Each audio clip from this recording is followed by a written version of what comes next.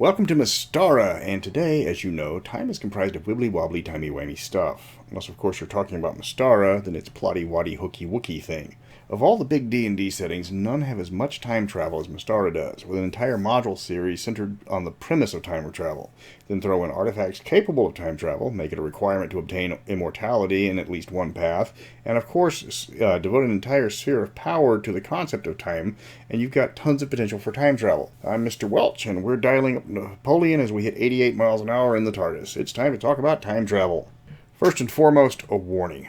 Don't overdo time travel. Unless you're doing a time travel campaign, this more than any other plot element can derail a campaign fast, because there's always the temptation to use it to undo mistakes. If you do that, there's no threat to the party, and if there's no threat, there's no tension. Second, it can make campaigns incredibly complex trying to keep track of all the cascading changes. If you kill off Duke Stephen's great-grandfather as a young boy on accident with a stray power word kill, then you have to deal with the fact that you've probably just destroyed the nation of Karamikos when you get back. It's best to keep time travel to a very small role, like using it as a taxi service in the Blackmore series or in Castle Amber. That's just a warning from experience. The easiest use of time travel in Mystara, of course, is the comeback in from the Blackmore series. It's a massive artifact in terms of size, and more importantly, it's stable with no drawbacks, unlike most other artifacts. It can take you back to only certain time periods because of the plot point that it's buried for most of the years after its creation. Another drawback is that it's stationary. You can't take this across the ocean to travel back to the Isle of Dread's distant past. It takes you to wherever you're currently at for most of its time. After Blackmore, it was buried underground after being blown across the globe with the Great Rain of Fire. However, it is a direct line to the nation of Blackmore if your party wants to go time tripping. The biggest source of time travel is from artifacts created by the Sphere of Time's Immortals. These are horrifically risky and usually come with some severe restrictions attached to them. Being artifacts, they tend to have side effects when you use the primary powers. Still, if you want to jump back 7 years to undo Wrath of the Immortals, then perhaps a quest to find the magic watch of Kronos can be worth it.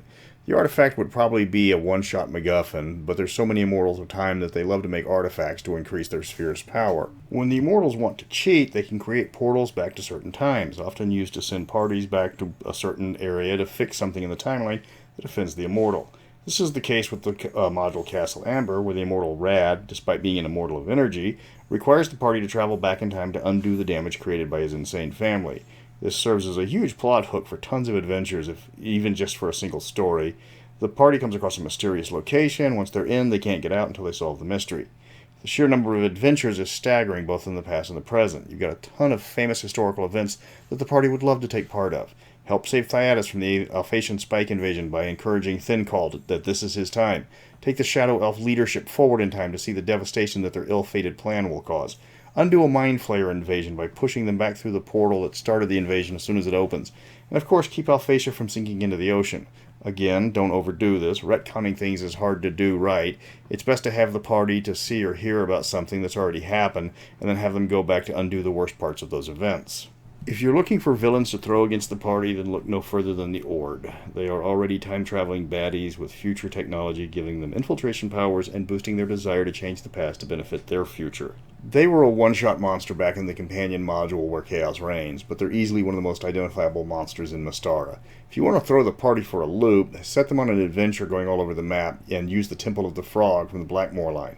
A race of aliens that originated from the same race that brought the starship Beagle to Mystara. These are thieves looking to increase their power at the expense of everybody else. Having a group of them find the comeback in and furthermore discovering new magics in Mystara like Cinebril or the Radiance leads to a massive game spanning the past, present, and even to the future or the Hollow World, as the party has to stop the Froggies from getting all the parts to create an artifact that will let them overthrow Blackmore and change the timeline. So it's like a D&D mass device, only with less Cobras and more Froggies. Some of the most difficult adventures are going to require time travel. If you want to be a paragon of time, the Immortals require you to travel forward to help your distant family maintain your legacy. How you get back, that's left up to you. But you're going to be an immortal, so if you plan to join their ranks, you better show that you aren't bothered by difficult tasks. If you are planning to go for that path, it's best to plan in advance to start looking for time travel artifacts or portals to the past or the future. One of the biggest built-in adventures is the undoing of the Red Curse, because this requires you to go back to the lost Nithian Empire to find out what needs to be done to remove the first part of the curse. Of course, that means going back thousands of years to an empire wiped from the mind of an entire world to undo a curse nobody understands. Nobody said you were going to be able to do this level 1. You have to remember the Nithians were irrevocably evil at this time. That's why their civilization got banhammered by the Immortals. but because of their use of foul magics, they've cursed half a continent with no hope of undoing the curse in present day. So the party, once they've managed to learn about the first part of the Red Curse, have to learn when the Nithian part of the curse started and travel back to undo it. This can serve as a focus as one of the most difficult adventures possible in Mystara. A lot of you think that the best way to undo Wrath of the Immortals is to use time travel because of the amount of destruction unleashed by that poorly received module. You can do this easily enough, you just have to be careful. The trick is to let it happen first. Let the player see the aftermath of the railroad that destroyed Alphatia, Alfheim, good chunk of Glantry, as well as wrecked Darrican and Thyatis. Their families are dead, their nations are ruined, their fortunes are gone, and the world is only getting worse. Then a Priest of Rad comes to the party with an artifact that can resurrect the lost immortal, and they just have to stop the events that cause the massive devastation from happening. The biggest problem with time travel, of course, is it wrecks canon if you're going by official books. From a writing standpoint, it's a massive headache to keep track of what happened and what was unhappened. That's the reason why, for the 5e timeline, I went divergent instead of an adventure that reversed Wrath. 5e's timeline started, but things happened differently, so while the wars went off, the results weren't duplicated. Like I said, don't let time travel let players undo their screw-ups, or else their screw-ups lose all the weight that failures bring with them. So it's time for a new topic to join our previous contestants. As I've talked about the Ord and the Froggies, let's add aliens in Mystara to our list of options. Actual aliens from other planets. Of course, you can also pick the history of Thyatis, which has been on the list for months now, as well as the continent of Devania, Bards of Mystara, or real-world ethnicities, of course. Not going to play favorite, but until next week, like sands through the hourglass, so are the days of our lives.